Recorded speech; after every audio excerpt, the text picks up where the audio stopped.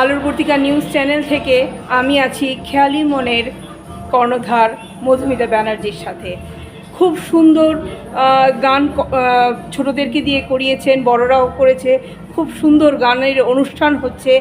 এই এনার্জি, এই ছোট বাচ্চাদেরকে দিয়ে করিয়ে নেওয়া, যারা মুডে চলে, হ্যাঁ, সবসময় তারা যে বড়দের কথা শুনে তা নয়, কিন্তু এই অনুপ্রেরণা আপনি পান কোথা থেকে? এত সুন্দর একটা গানের অনুষ্ঠান ওদেরকে দিয়ে করিয়ে নেওয়া।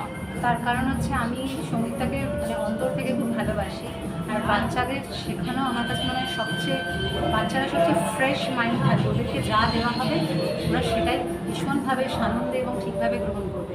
এবং অবশ্যই তার সাথে আমি রেওয়াজের পরামর্শটা সবসময় দিই, কারণ রেওয়াজ ছাড়া কোনোটাই ঠিকঠাক হওয়াটা সম্ভব নয় যে কোনো কিছুর ক্ষেত্রে।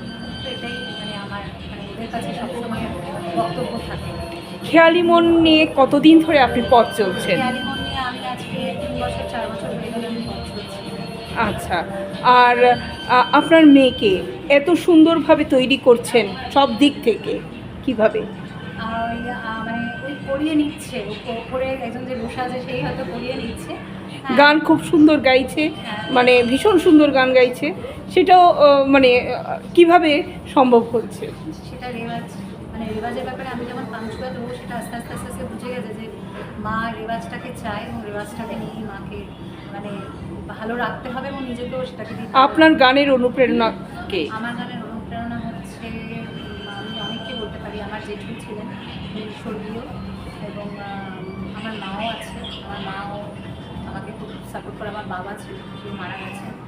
আর লতাজি, আশাজি, অনেকে, সন্ধ্যা মুখোপাধ্যায়, আরতি মুখার্জি, নির্মলা মিশ্র, অনেকে রয়েছে। ধন্যবাদ আপনাকে। থ্যাংক ইউ আলু পত্রিকা। আসলাম ম্যাম। হ্যাঁ।